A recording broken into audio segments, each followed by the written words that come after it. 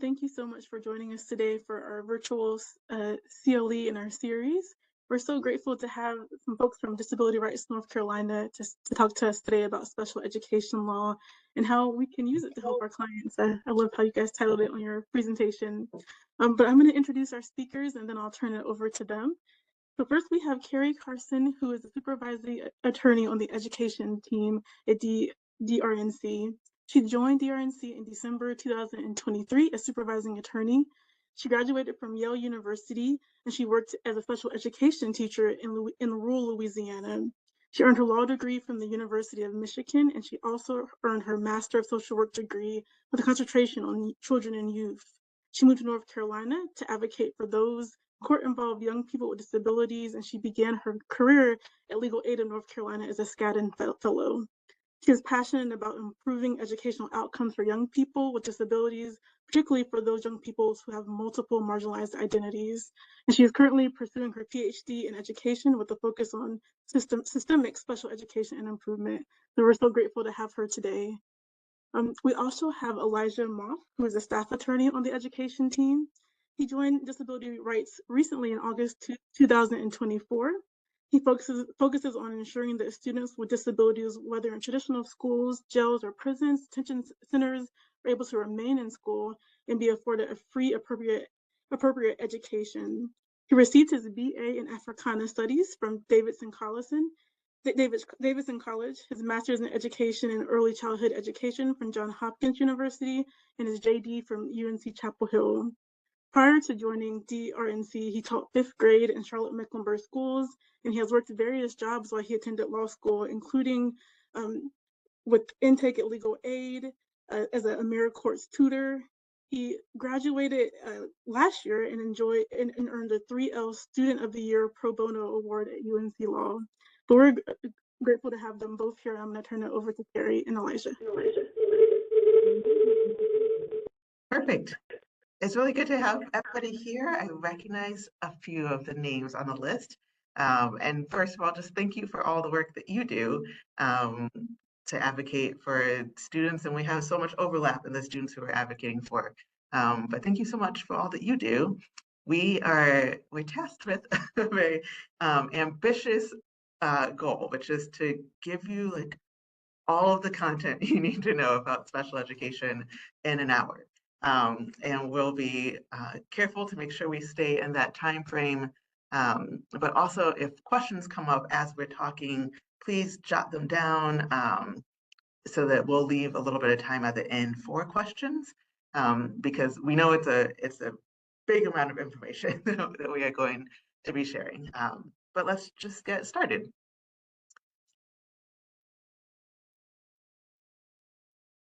If you're not familiar with Disability Rights North Carolina, I know many of you from my time at Legal Aid of North Carolina and fairly new to Disability Rights North Carolina. We are the state's protection and advocacy agency for people with disabilities and across the whole state of North Carolina. We're talking about our education work. We also have a Medicaid team and a criminal legal team and other teams as well. So if you don't know too much about Disability Rights North Carolina, I encourage you to look us up online and see the array of things that we do. But we'll be focusing on education issues today.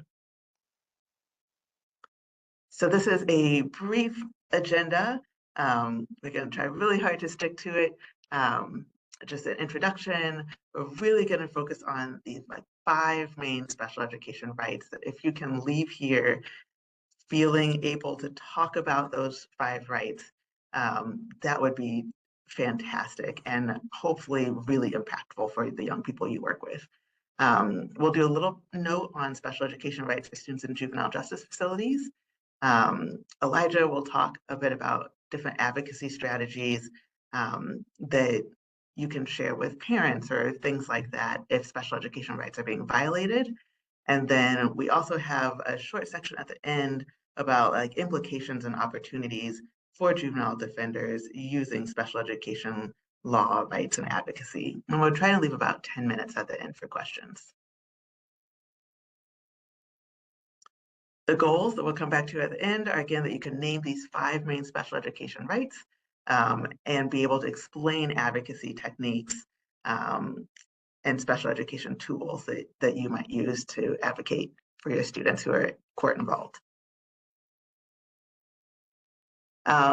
Quickly, I didn't realize that Yolanda was already going to do an introduction, so this is us.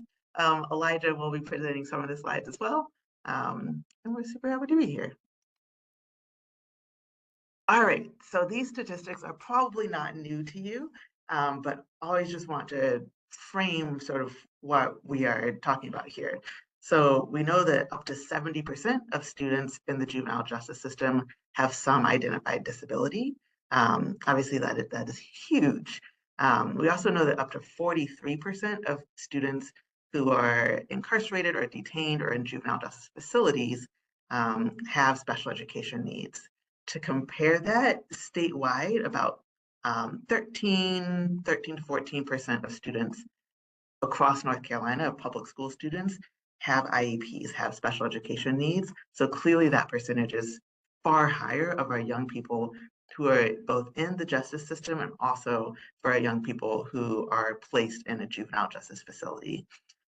So we're really talking about like these special education rights are huge for so many of the young people that you all are working with, that we're working with. And I will point out that this 43%, I believe that's like identified special education needs up to that percentage.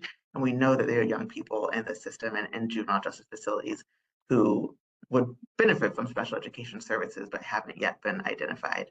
There's some range in that, so that's why we say up to those percentages. But in any event, it's a clearly large group of young people who are struggling with educational disabilities who are also in the juvenile justice system. So there are 3 general support options for students having difficulty in school. And I just want to lay the groundwork for this because we'll primarily be talking about the last one. But there is something called multi-tiered systems of support. If you've not heard of it, it's a general education intervention that is tiered. So tier 1 might be interventions that most students get. Tier 2 is a little bit more intensive. Tier 3 is even more intensive. You can have MTSS for anything ranging from attendance issues to behavior issues to reading, math, whatever it might be. It can be a way to support students just as a general education intervention. Then we have Section 504 plans. And I know Yolanda mentioned wanting to know a little bit about the difference between a 504 plan and an IEP. We will get to that. But Section 504 is based on the Rehabilitation Act. And then we also have special education, which is specifically services under the IDEA, or Individuals with Disabilities Education Act. And those students who qualify for special education services, those are our students who have IEPs, or individualized education programs. So we'll mainly be focusing on this last support option for students with disabilities who need special education services. All right, as promised, I put this together a few years ago because I know it can be really confusing, this difference between 504 and IDEA or special education. So I like to think of it as, on the left, we have eligibility. So Section 504 eligibility is for students who have disabilities that are interfering with a major life function. Learning is a major life function. So if we have a student with a disability that's interfering with a major life function, they qualify for Section 504 accommodations. Within that, some of those students may also need and require specially designed instruction, whether that's a special education teacher pushing into the classroom or being pulled out for specific services or what have you. That then falls within the IDEA. So our Section 504 eligibility is broader, and the special education eligibility is a smaller subset who need special education and not just accommodations. On the right side, we have services.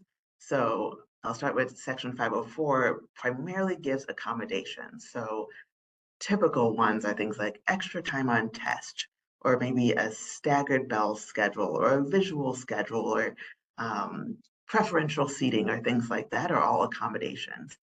So Section 504 gives those accommodations. The IDEA or special education includes accommodations, but also includes specially designed instruction and related services and all the different elements of an IEP that we'll talk about. So I hope that's helpful in thinking about the difference between Section 504 and the IDEA, both in terms of eligibility, where IDEA is a smaller and more specific, and services for the IDEA or special education offers more services beyond Section 504 accommodations. So if that's not clear at all, please feel free to jot it down, and we'll make sure to come back to it just to make sure that that description is clear. So we're really going to be focusing today on special education and IEPs. So just a really short 20-second history. I think it's helpful to remember that special education really came out of desegregation work. So racial desegregation work, including disability desegregation work or integration work, that we have this history of separating out not just students of color, but of segregating students with disabilities and or just not allowing them to go to school at all. And unfortunately, we see too often, even this month, we see cases of schools who are, again, trying to push students out of the public school system because of the disabilities. But that's really the background or the context of which special education came about. So trying to integrate or include students with disabilities into the public school system, not unlike the racial desegregation work. Okay, so this slide has this little star because this is hopefully the most important thing. We're going to come back to this over and over again in the next 40 minutes or so, of the 5 central rights of special education. Ideally, when I do this presentation in person, people actually like say out loud, like each one of these areas, because if you know these 5, you've got special education as essential elements of it really under your belt. So the 5 are: first, child find; second, free appropriate public education, or FAPE, lots of acronyms in special education. The third is least restrictive environment, or LRE. The fourth is the individualized education program, or the IEP. And the fifth are these discipline protections, including manifestation determination reviews, or MDRs. So all but the first have acronyms. So we're going to go through each one of these 5 and let you know what the rights are there that may be impacting the students that you serve on your caseload. Okay, so the first is child find. It means what it says, right? That schools have an affirmative obligation to find the children who require special education services. It is not on the parent to know when a child is supposed to need special education services. It's on the school. That said, a parent can request an IEP evaluation, and that can start the process as well, but it's really on the school. So here is this little graphic of like, how does a kid become eligible for an IEP anyway?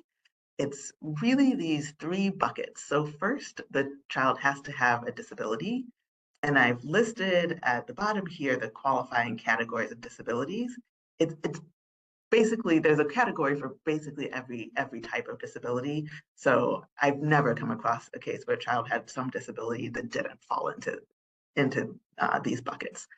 The ones that we see most often, especially for our young people in the justice system, are serious emotional disability. So this might be our students who have behavior disabilities, disruptive mood dysregulation disorder, depression, psychotic disorders, things like that could fall in serious emotional disability. To the right of that, you have listed other health impairment. It's kind of an unclear naming of it, but that includes most significantly for our population students with ADHD, And then of course we have our students with specific learning disabilities. Speech or language impairment can be sort of forgotten about sometimes, but some of our students have difficulty with receptive language or expressive language, and that can turn into behaviors, as can unaddressed or underaddressed learning disabilities. And certainly we have other students with intellectual disabilities or autism in the juvenile justice system, as well as other disabilities. So they have to have a disability. It has to interfere with learning, and it's important. Learning does not just mean grades. It could mean, let's say a student is getting A's and B's, but they're on day 35 of suspension in the school year because of behaviors. That's interfering with their learning. And they need special education. So it's a little circular, but they're eligible if they have a disability that interferes with learning and they need these special education services. Flipping back real quick, if they have a disability that interferes with learning, but they don't need specially designed instruction, then they're not eligible for an IEP. That's 504 eligibility that just gives accommodations. All right, so here's our eligibility graphic. You might ask, like, when are red flags that a child may need an IEP, especially for some of the young people that we are working with who are justice involved. It might include like multiple suspensions or significant difficulty doing reading, writing, or math. Obviously, we see students with reading levels that are far below their actual grade level. Difficulties with social skills, understanding social cues, things like that, as well as a variety of other difficulties in terms of mental health, adaptive behavior, daily living, hearing, seeing, etc. So I always like to do this quick side note because things are complicated, right? And our young people are in these systems with like overlapping oppressions and marginalizations and things like that. And just wanted to flag that historically, there are some areas in which Black children, for example, are over-identified as having intellectual disabilities. And it's just important to remember that special education comes with a lot of rights, and can come with a lot of services. And that said, I think it's also important to note that there is some stigma associated with special education. And there is sort of a reality at times where certain students, particularly students of color, may be seen as needing special education, especially that special education that removes them from the general classroom historically. So it's always that sort of balancing line of wanting to make sure students get all the services that they need, and also being mindful of this history of over-identification of students of color. And some might say, but some might say under-identification. There's a whole debate in the literature, but just wanted to flag that for you. All right, the timeline for special education evaluation in North Carolina is 90 calendar days. It does mean calendar days. We definitely have districts where a parent requests an IEP evaluation in May, and they're like, oh no, the school year is ending. We'll do that in October. Like, absolutely not okay. It is 90 calendar days. And so a parent can request, it literally can be an email to the principal that's 1 to 2 sentences. I want my child evaluated for an IEP. I have concerns in reading, social skills, and speech, or what have you. And like that starts the process. Then the school needs to come together, decide if they're going to evaluate, do all the evaluations, come back, decide if the kid is eligible, and if they are, develop an IEP all within 90 calendar days. Just a quick note, well, I've already said the IEP team's coming together and things like that. You might wonder who's on the IEP team. It's the parent. It's in quotation marks because if the child, for example, is in DSS custody and parental rights have been terminated, DSS cannot serve as the parent. In that case, the there needs to be a surrogate parent appointed. Or school districts might have surrogate parent volunteers. It can also be a grandparent if the child is living with a grandparent, et cetera. So school administrator, regular ed teacher, special ed teacher. But I really want to note, like, also anyone with special knowledge about the student. I have had a juvenile defense attorney in an IEP meeting. If the parent is inviting you, for example, you have special knowledge about the student, like you are able to attend. And I like this little cartoon at the bottom. It can feel like that. Like sometimes it's just like the parent and maybe an advocate in a meeting, and they're like 15 school personnel. And so we always encourage parents to bring support to these meetings, and to make sure if you disagree with something that the school documents on the prior written notice document that somebody disagrees. All right, and Elijah's going to talk to us about the second essential right, the first one being child find, and the second essential right being faith.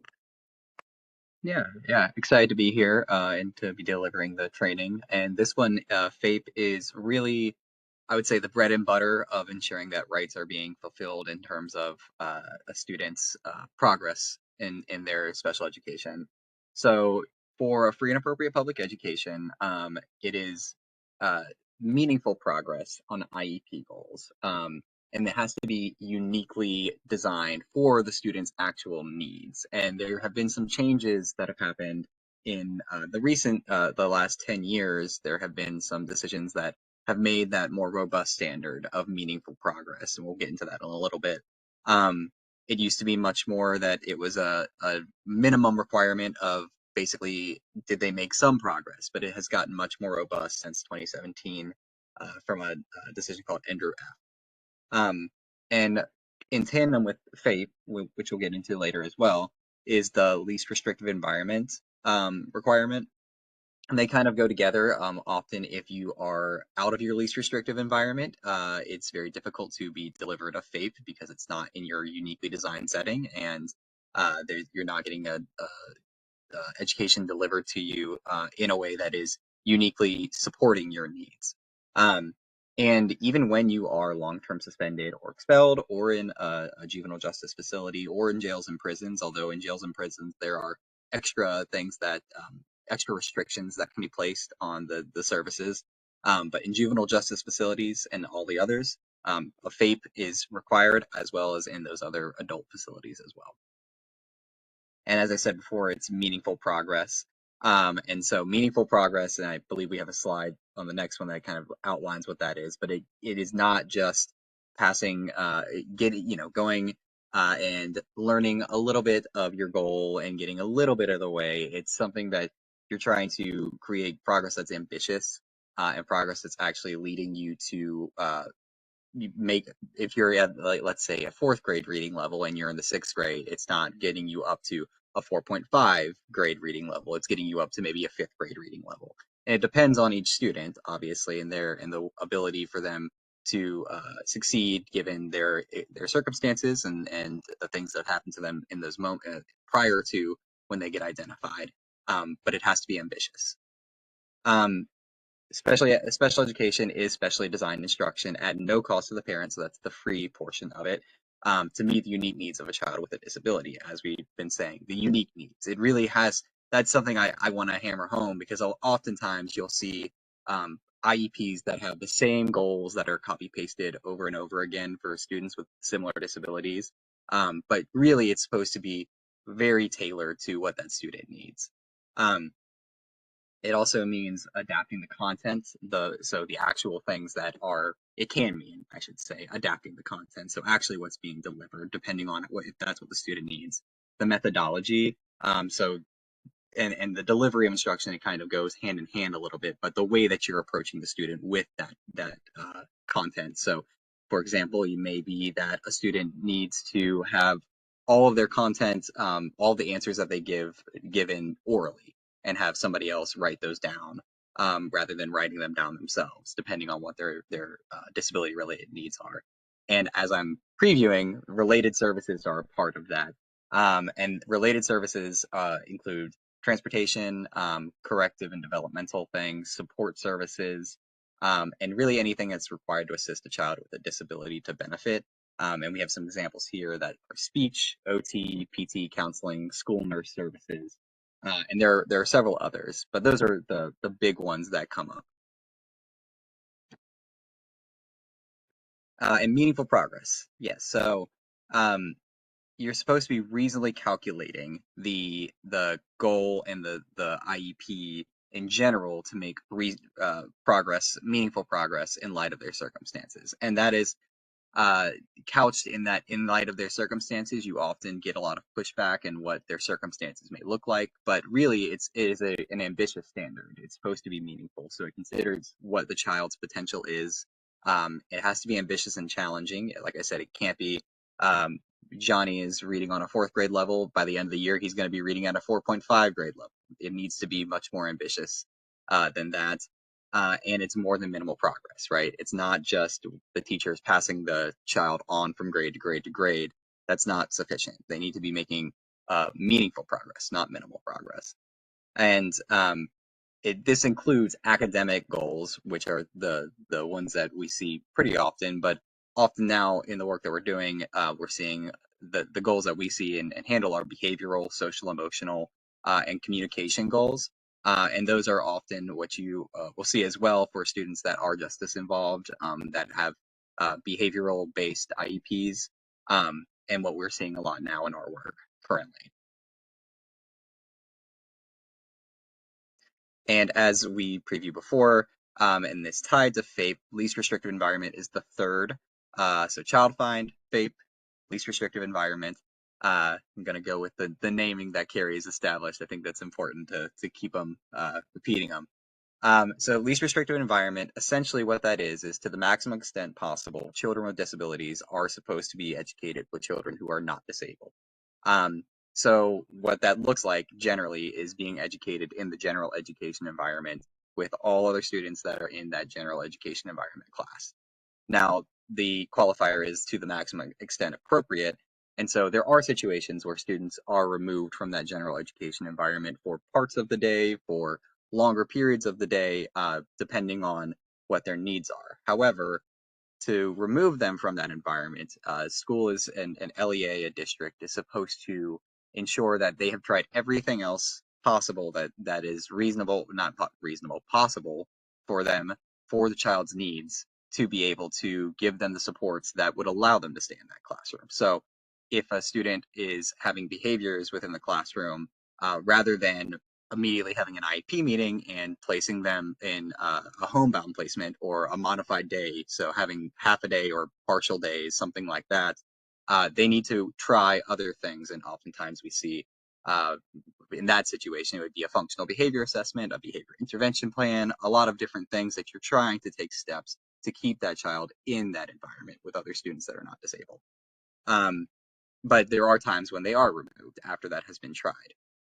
But it is not based on the category of disability, the severity of disability. That is not the concern. The concern is, can this be the educational environment be adapted and special education delivered in such a way that the child can stay within that least restrictive environment?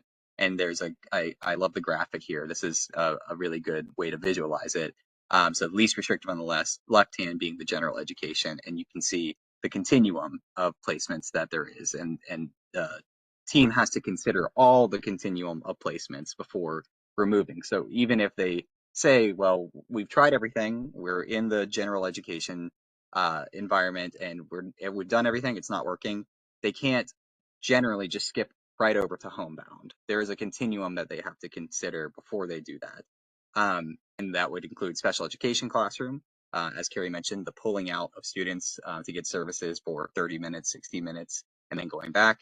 Special schools, so there are particular schools that districts have or that DHHS has that are designed for students with particular disability related symptoms.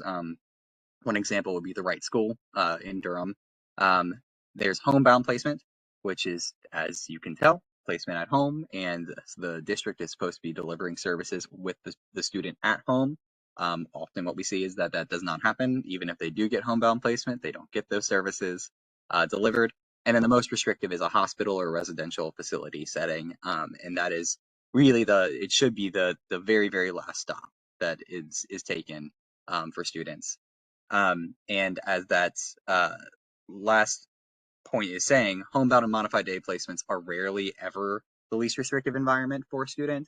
But you will have often, and what we've been seeing is a lot of districts will do that as pretty much a first measure if they see that students with behaviors or with difficulty adjusting to a school environment, they'll place them on a modified day or homebound placement without trying the continuum. Thanks, Elijah. And I'm going to jump back in and talk about IUPs. We keep using the term a lot. I wish we could see people, because I would ask who all has looked at an IEP. I'm guessing it's many of you. They can be intimidating to look at depending on the IEP. It could be 20 or more pages long. I encourage you to read your students' IEPs, especially like the narratives that say where the child is at. But I'm getting ahead of myself. So what are the required components of an IEP? Every IEP has to have these things. Strengths, it says the area of eligibility. Again, that's the bucket we talked about in the earlier graphic. Even that can tell you a lot. If you just look at the first page of the IEP and see the student is being served under autism, like that can tell you a lot about a student's particular needs, as well as when you look at their strengths. You all work with a lot of older young people, maybe like adolescents, and there are also required transition services that happen, particularly if you're like 16 and over, and those are often written very poorly. In North Carolina, that's just my experience, but there really should be robust transition services sections that are helping our older students gain the skills that are necessary for further education, employment, and independent living. The next section that's going to take up a good chunk of an IEP is called Present Levels of Academic and Functional Performance. It will literally say, there'll be a box that might say math, and they'll have all the data about a child's math level, and then it will say, do they need specially designed instruction or special education in that area, yes or no? Generally, it's only listed the ones that do require special education, but sometimes that's different. These areas, like Elijah was saying, is not just math and reading. It can be math, reading, writing, pragmatic language, expressive and receptive language, fine motor skills, sensory processing, executive functioning, social emotional behavior, like there's just so many, like daily living skills, things like that. And like every area of need for a child educationally needs to be on the IEP and needs to be being addressed through the IEP. So,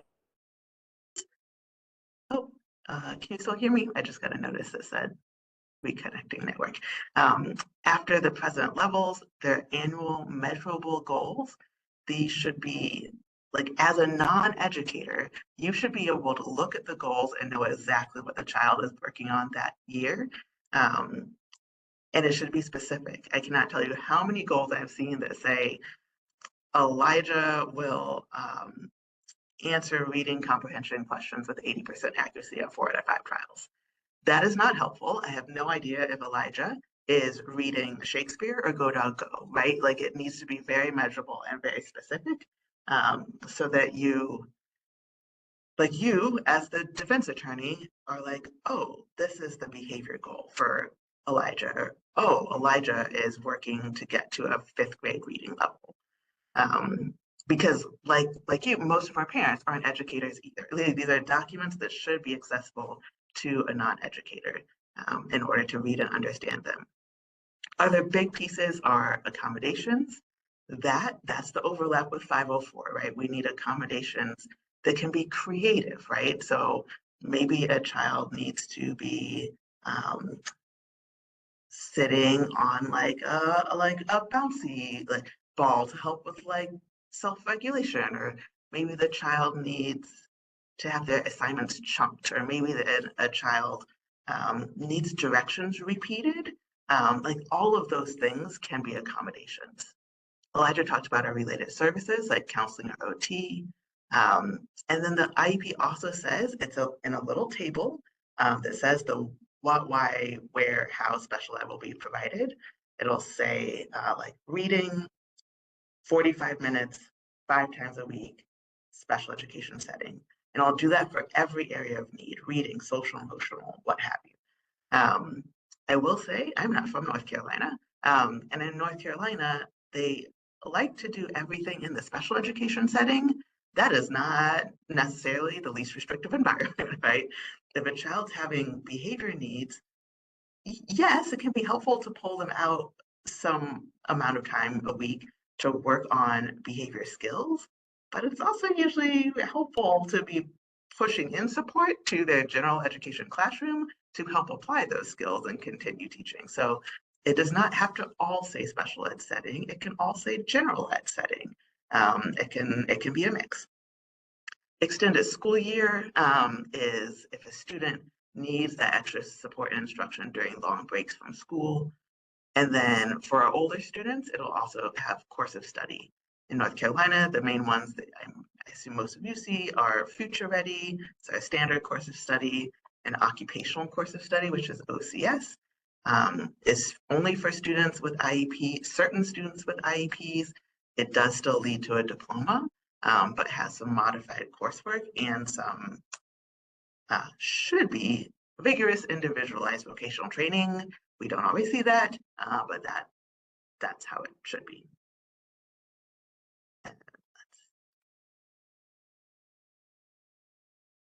All right, I imagine this section will be maybe one of the most interesting to you all. So we've gone through child find, we've gone through free appropriate public education or FAPE, we've gone through least restrictive environment or LRE, and we've gone through the IEP. This is the last of the 5 buckets, which is just like discipline. Because we know that many of you are dealing with young people who have juvenile charges because of something that happened in school. And often that thing that happened in school resulted in a suspension, short-term, long-term, what have you. So I think it's just helpful context to know this is a case, Supreme Court case from a long time ago, that notes that the IDEA was largely crafted to address the exclusion of students with emotional disabilities from school. Like, what are the vast majority of the cases that we are still getting this year are students with behavioral difficulties related to trauma or emotional mental health or autism or what have you. Those are still the cases we're seeing, and I'm sure those are many of the cases you're seeing, are students with behavioral needs being excluded from school. Even in 1988, they were saying most of the educational needs of children with behaviors were going unmet. Unfortunately, we are still seeing a lot of that, and that's a lot of what we do. I know that's a lot of what you do as well. A couple behavior intervention tools. Elijah mentioned a functional behavior assessment. It is an evaluation. It should be rigorously conducted to look to see what's happening before a child has behaviors, what are the behaviors, what's happening after that, in order to really understand what's the function of this child's behavior. I've worked on a case where the child had like could have fairly explosive, aggressive behaviors. There was some law enforcement involvement, and at the same time, the school even recognized like, oh, this child can't read. And so when the child's being asked to do something, like that's the antecedent. Then we get the behavior, and the consequence for a lot of our kids is suspension. You get to go home, which is obviously reinforcing, and I don't need to tell you all that. So an FBA is really looking at what is the function of the child's behavior. After an FBA, a behavior intervention plan is created. It is a roadmap that the school should use to reduce certain interfering behaviors. It is not like, well, Elijah needs to do better at asking for help, or like Elijah needs to keep focused on his work. It's really like, what is the school doing? What are the adults in the school environment going to do to prevent the triggers, to teach and model replacement behaviors, to diffuse issues? And there also can be, as part of this or separately, a safety or crisis plan for if there is really really dangerous behavior. But the BIP, also students without IEPs can have behavior plans too. But this is really huge to support a child in behaviorally, so they're not getting suspended, so they're successful. All right, I think this will be of interest to you. If you're not familiar with manifestation determination reviews, it's a really cool part of special education law where, again, we realize that we don't want to put kids out of school for behaviors that are related to the disability, because then they're not learning and they're getting further behind and they're not learning more appropriate behaviors. So the law is very, very clear that a child with an IEP generally, there's some exceptions, but generally cannot be suspended for more than 10 days total in a school year if the behavior was caused by or substantially related to the disability, or was a direct result of the school's failure to implement the IEP. So if you're working with a kid who has an assault on a school employee charge, and they were long-term suspended, right? That's more than 10 days. So it automatically triggers an MDR. The IEP team has to come together, have a meeting, and decide, was this behavior substantially related to the disability, caused by the disability, or the direct result of the school's failure to implement the IEP or the behavior plan? If you have a behavior plan that says, when Elijah begins to get escalated, school staff will model calming strategies and allow them to take a walk in the hallway, and instead the teacher blocked the door and didn't let Elijah like get to walk outside, and then the teacher was pushed, and like that's why you now have an assault on a school employee charge. Like that's clearly like they weren't following the BIP, but otherwise, or implementing the IEP.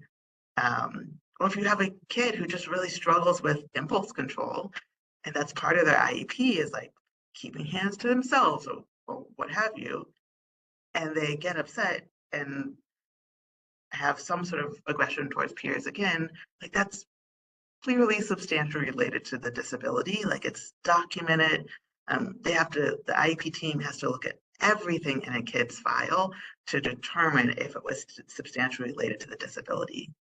If you have a kid whose eligibility category is learning disability, but they have long history of verbal noncompliance and verbal aggression, and they're suspended for day 11, day 14, whatever in the school year. So you have to have that MDR, because it doesn't have to be long-term suspension, but cumulative short-term suspensions.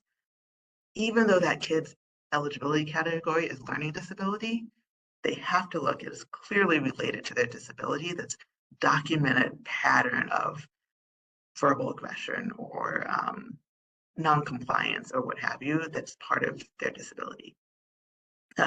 If you're ever in an MDR meeting, I encourage you to bring, with parent consent, the student's therapist, or get a letter from the therapist who can like write down what are the manifestations of ADHD, oppositional defiant disorder, autism, disruptive mood dysregulation disorder, trauma, etc. That can be really helpful. The one thing that's not on this slide, I realized as I was driving over to the office, is that there's also a rule that by day 11 of suspension, a child is supposed to get what we call continuation of FAPE services. So Elijah told you that FAPE means being able to make meaningful progress. And so by day 11, a child with an IEP should still be getting the instruction that they need to be making meaningful progress in the general curriculum and on the IEP goals, even if it's at home, if they were suspended and there's no MDR yet. So that is a huge piece of it. All right. We are going to. Can I make one small addition to that, Cari? To Yes. the day counting. Oftentimes in records, you'll see that schools will count suspensions in half days when they suspend a student on that day. Even the half day counts as a full school day for the IDEA when they're suspended. So don't let the half day be a barrier to you counting that as a full day for a suspension. Thanks, Elijah. I'm just going to read the hypo for you so you can like begin to think about how this applies to young people you may work with. Completely hypothetical, Khalil being a 16-year-old ninth grade student who doesn't receive special education services, academics about a 5th grade level, lots of suspensions for non-compliance, aggression, disruptive behavior. His family has experienced homelessness, he's frequently absent. He has a lot of mental health diagnoses. I would say these 3 together are probably 3 of the ones you see together often, PTSD, ADHD, ODD. Often for me, just a flag like this child has experienced trauma and is like responding in a way that implicates trauma. IQ of 86, gifted artist, recently got a juvenile court referral for assault in school. So questions for you just to mull over for a few seconds are, what are the red flags that you see for Khalil? What may be relevant areas of eligibility? And in what areas would you hope to see goals and services? I'm going to give you, I'll go back to that slide and give you just like 10 or 15 seconds to think through that. And then we'll go on.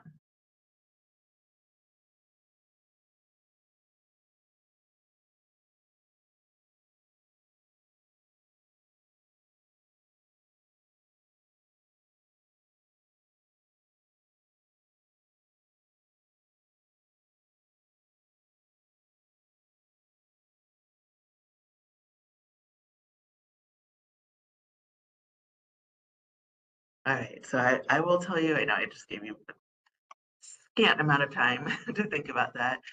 Red flags for me is like, he's a 16-year-old ninth grader, like just from the get-go, it's a red flag. He's on a 5th grade level, the suspensions, a lot of like mental health needs. So like lots of potentially relevant areas of eligibility, like emotional disability, other health impairment, learning disability. We didn't even talk about speech language. And so it would seem like if he's found eligible, which I would argue there's a good chance he should be, that there should be goals and services in all of those areas. All right, so if Khalil is long-term suspended for the same scenario where he shoves the teacher when he's blocking the door, this is the cause of his juvenile court referral. He has an IEP, let's say now. He has a BIP that addresses non-compliance. Does the school need to hold an MDR? Yes, absolutely. It's a long-term suspension, so it's more than 10 days. And how would you advocate in the MDR? This is where I would bring in like your knowledge of mental health diagnoses, your knowledge of trauma, your having a mental health provider write a letter, all of those things. And so if the MDR is found that it's a manifestation, Khalil goes back to school. It's very clear. Positive MDR, okay, like suspension is done. He goes back and you need to do an FBA and update the BIP if you haven't already. All right, youth and juvenile justice facilities. I was like, do I make this a separate section? But I only said that because the answer is like they have the same special education rights of all the 5 that we just went through. If you have a youth in Wake Juvenile Detention Center who clearly needs an IEP and doesn't have one, right? The DJJ needs to be making sure that child find is happening. Or if you have a kid in Edgecombe YDC who has an IEP that includes math and reading and speech, they should be getting EC, special education services, in math and reading, and their speech therapy as a related service. So all of the same, if you have a kid in detention who's just been sitting in detention for several weeks without an education and they have an IEP, not okay. Like youth and juvenile justice facilities have the same special education rights. All right, Elijah's going to talk a little bit about advocacy tools and remedies in the event that something goes wrong. And too often, special education rights aren't being met. But I always hope to work ourselves out of a job someday. But in the event that something does go wrong, we'll talk a little bit about advocacy tools. Yeah. And there are a range of them. And so these are in order of, I would say, the least involved to the most involved, and the least, probably the least amount of issues and the least amount of length of time of issues, and the most amount of length of time of issues and the most intensity of issues. So the first one is that if a student doesn't have an IEP, a parent can request an IEP evaluation. We always want that in writing, especially so that if something does go wrong later, if they did not follow through on that, and you have proof that you asked for it, and that you can count the days if they did it and did it very late, or they didn't do it at all, you have some proof that you asked for that. Secondly, they can request an IEP team meeting at any time to review and revise the student's IEP. And this is often when you see that there have been emerging issues that are happening. It can also be when issues have been going on for a very long time, and oftentimes, although even a district is supposed to review IEPs once per year at minimum, they can do that much more often, and the parent can request that at any time. Third, the parent can request updated evaluations. And importantly, oftentimes you'll see that a school district will evaluate a child, but sometimes the evaluation is lacking, and it doesn't actually comprehensively evaluate the student in all the ways that their disability is impacting them. If that's the case, then a parent can request an independent educational evaluation, and the school is required to pay for that. Oftentimes, you'll also see a school give a list of evaluators, but a parent can also recommend their own evaluator if they have somebody that they've worked with before. Number 4, the parent can request to review the student's records, including progress monitoring data. So the school is required to be taking continuous data on the goals that students have, and that data informs how the IEP is developed. It informs if they're making that meaningful progress that they're supposed to be doing. And oftentimes you will see that it's not taken correctly, and that's a red flag as well for issues that are going on. And that is also something that would be a way to advocate for that student if they end up getting into suspension trouble or end up being justice involved. If there has been no progress monitoring data that's happened, that means that they are not tracking whether that progress is being meaningful. So that's something that they can always do. And then 5 and 6 are the more extreme, with 6 being the most, I would say, involved and the most difficult for a parent to do on their own, which is why I would say legal representation is strongly recommended. Number 5, a parent can file a state complaint with NC Department of Public Instruction. And when a parent is not represented and when they do it pro se, there's a little bit more leeway in how they format it, how they present it. But importantly, they just need to include the issues that are happening and what things are being violated, what rights are being violated. And 6 is a due process petition. This is much more involved. It's similar to a state complaint, but it is it is reviewed by an ALJ, and it goes up through the system where it can go into federal court as well. But that is much more that is required, or not required, but recommended to have legal representation, because there are many more ins and outs, and pro se representation doesn't give you the same leeway in that it would for a state complaint. I'm just going to jump in real quick. I didn't put this on there because it's not formal, but we've definitely had circumstances where the school did an MDR and they were like, oh, it's not related to the kid's disability. And you or I could be like, clearly it is. Technically, you can challenge that through a due process petition. I've also had success just saying like, can we do that MDR again? And like bringing my mental health provider or bringing an advocate or what have you. So that's not a formal thing you can do, but I've had success doing that because they don't they don't really want to defend against a due process petition if their MDR was clearly wrong. And the state complaint, there are template forms on DPI's website. A parent, if they wanted to, could do it in 10 minutes. Like, so just want to make sure that families know that that is an area. But Yeah, thank you. And for informal advocacy, there are tons of ways that you can just have the parent write a letter to the school or ask the school for something that's not on that list, and that may be something that works. We've seen that happen before, depending on the situation. And then possible remedies, and there are endless amounts of remedies that could be available, depending on what's going on. But there are some that are more likely to be given than not. The first would be increased or changed services in the IEP. So if a student is getting 15 minutes of behavioral services for 2 times a week and they are having continued behavioral issues that are related to their disability, then one thing that could happen is that they get an increase of services. They get push-in services 4 or 5 times a week for 15 minutes or more time. It just depends on what works better for that student, or changing the services in the IEP. Maybe they have written expression needs that weren't identified previously that need to be identified and have services around them. So those are pretty common things that we see as a remedy. 2 would be a return to the school environment if an MDR is positive. So after being taken out and having that suspension, if after the MDR they found that it is related to the disability or that it's related to a failure to follow through on IEP, having that student return from either an alternative school setting or from a home, their home for suspension, to their environment that they were in before, that would be a remedy for that.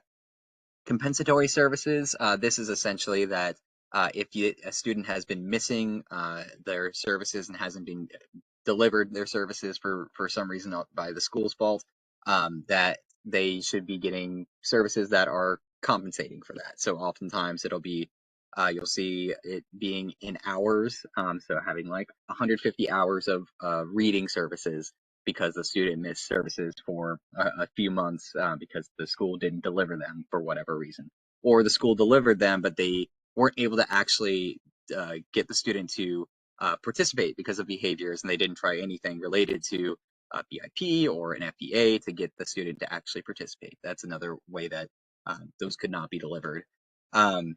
And that can be delivered by school staff or it can be delivered by outside people, just depending on what happens, but oftentimes it's by school staff. And then training for school staff, and that's a big one. And there are plenty of different resources for trainings. Oftentimes, DPI likes to do internal trainings. So if from one of their experts or admin that they have, or consultants that they have, but doesn't always have to be the case, especially if they've already tried that and it didn't work. It may be the case that you have an independent provider or an expert come in and do trainings. But as number 5 says, there can be a large degree of different remedies available. I know currently Cari's working on trying to get a remedy of a YMCA membership for a student. And so there are things that can go beyond that. It just depends on what the needs of the student are and what has happened.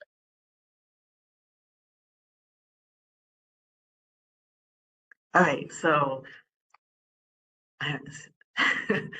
the main criticism we ever get of our community presentations is like, it's just so much information in such a short period of time.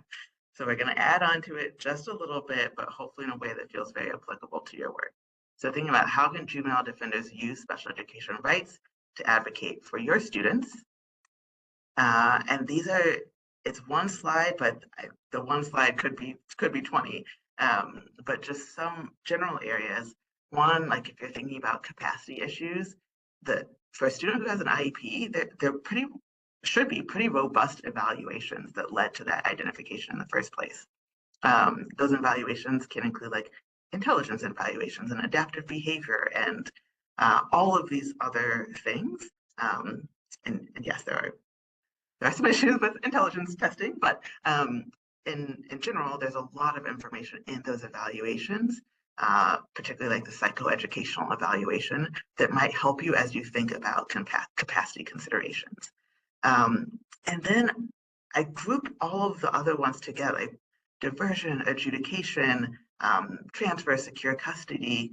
If you're looking at an IEP for a kid who's, 17 years old and realize that like a long history of ADHD or disruptive behavior, um, or you note that the child's 17 and reads on a second grade level, or like all of these things that come from looking at the IEP or the evaluations can be informative as you're thinking about, well, like diversion and adjudication. Did the child even have sort of like the mens rea necessary for what is being alleged?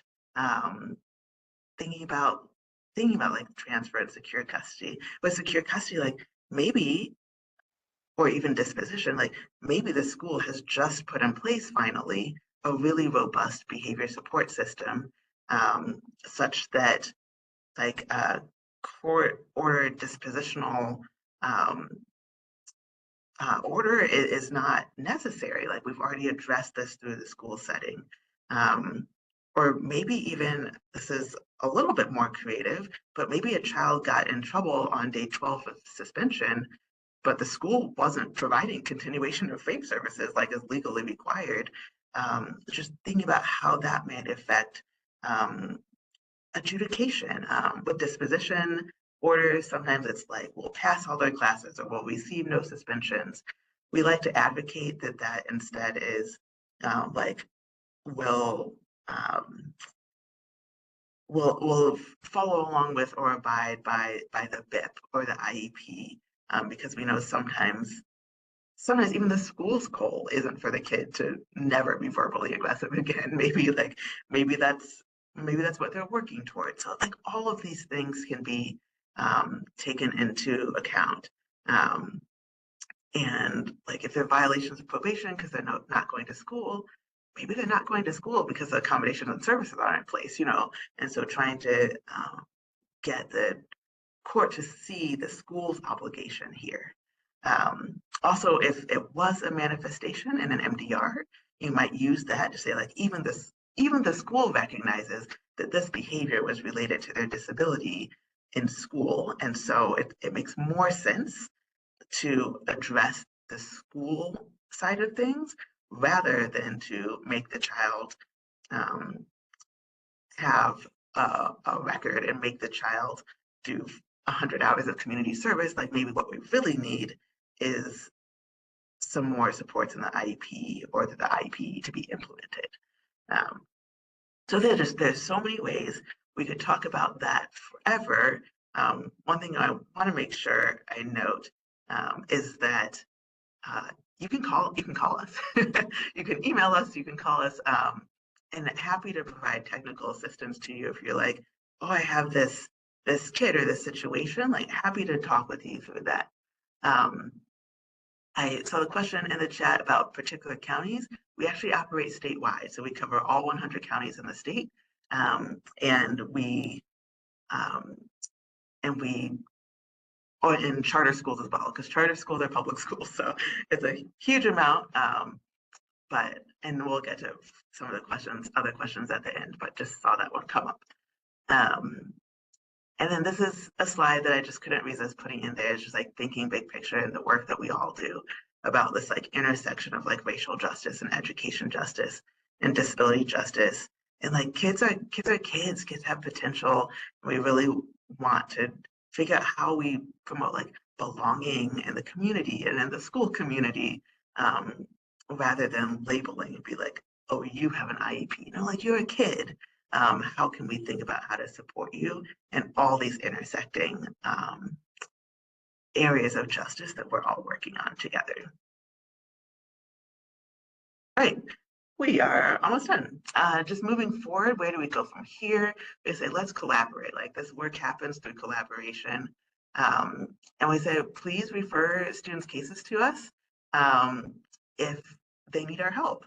I'll say our current target criteria include, not limited to, but include kids who have been suspended for 11 or more days in a school year, kids who have been placed on homebound or modified day schedules inappropriately, kids in juvenile justice facilities who aren't receiving appropriate special education services, and students with active court referral for school-based disability-related behaviors.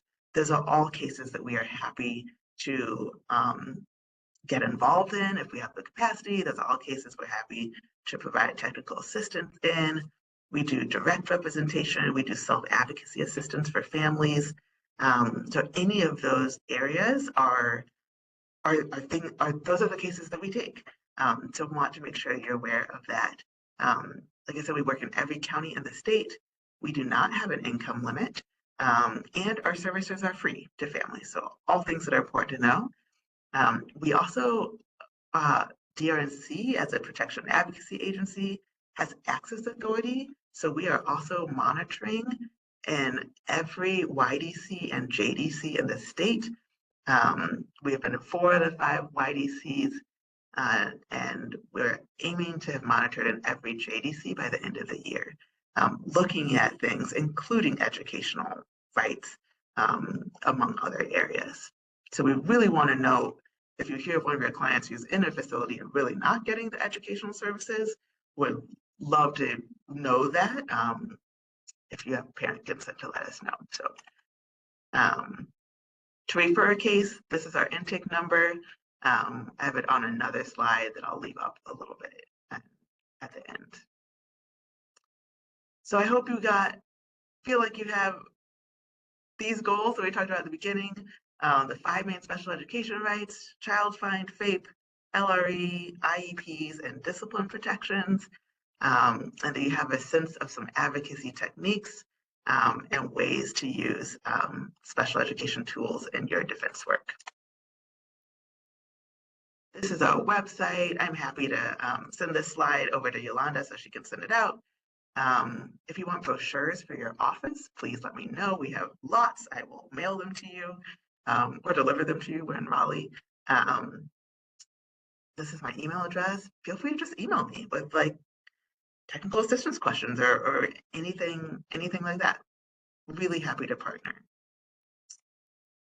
And this is our intake number. We do have our intake staff is bilingual. We also have the capacity to do cases in Spanish.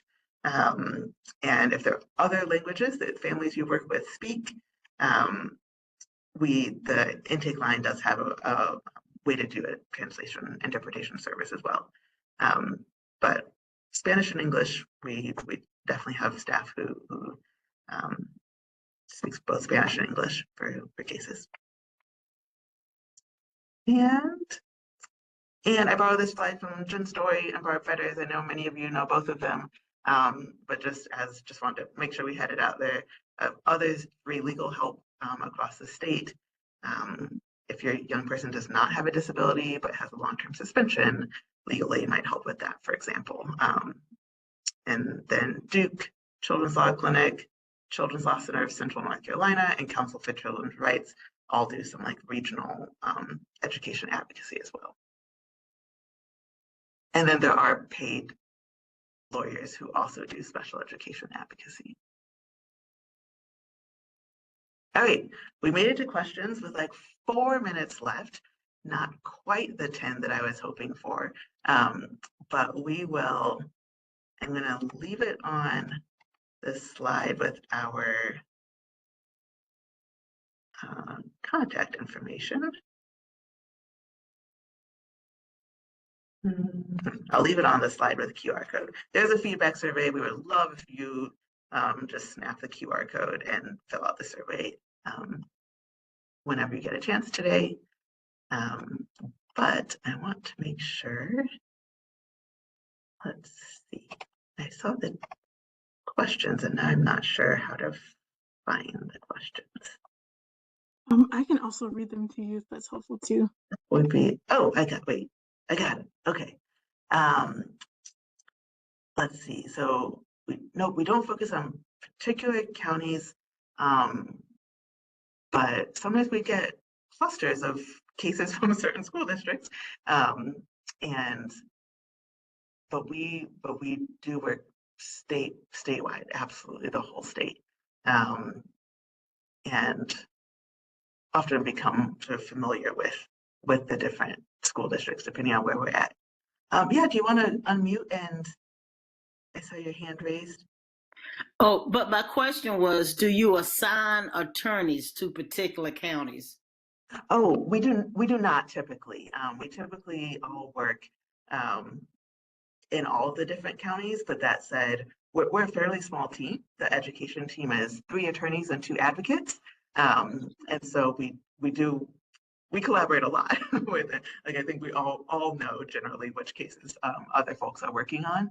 And so especially if a case is in the same county, we'll either have one attorney working on them or really close connections and work between those attorneys, so that we know the system and we know the school district and what advocacy will be helpful. Did that answer your question? Yes, thank you. And let's see, what governmental entity is responsible for providing the educational accommodation and detention? Does juvenile justice have their own team? This is a great question. So the answer is DJJ provides the educational services for students in DJJ JDCs. They do have like school codes. For example, DJJ provides, they do all the IEP meetings for the kids in the YDCs and things like that. It's in a little bit more complicated for our 4 county operated juvenile detention centers. So Madison, Guilford, Durham, and Brunswick. In general, like the educational staff at the Durham JDC is our Durham Public School staff, not DJJ staff. All that to say, there is, like we said, like young people in JDCs and YDCs have completely full special education rights. And we have noted that there can be some lag or lapse in making sure that that happens. And so if that is happening to a young person that you know or are working with, we would be very interested in hearing about that. So if that answered your question. DJJ though is a local education agency, or basically is like what special education calls a school district. So you can actually look up the number of students with IEPs at Chatham YDC, for example, because they are a local education agency, as is the Department of Adult Corrections. So students in our prison system who have not yet graduated with a diploma and who have an IEP still are eligible for their special education services. And if a parent requests an evaluation while a child is at a YDC or raises concerns about a child not being followed, do you expect that would slow down a child's release from YDC or accelerate it? I actually don't think it would slow it down or accelerate it.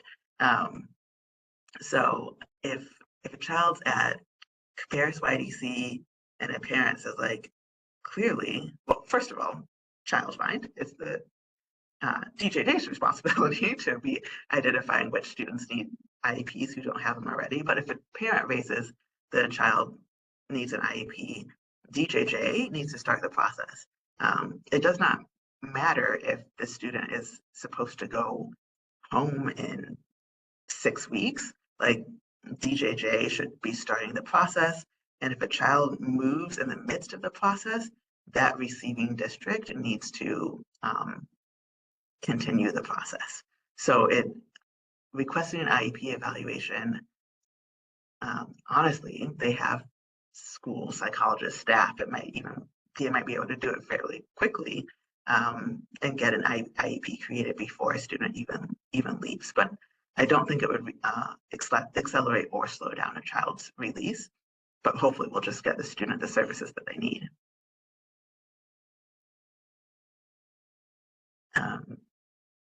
Any other questions? Feel free to also just like unmute or type it into the chat.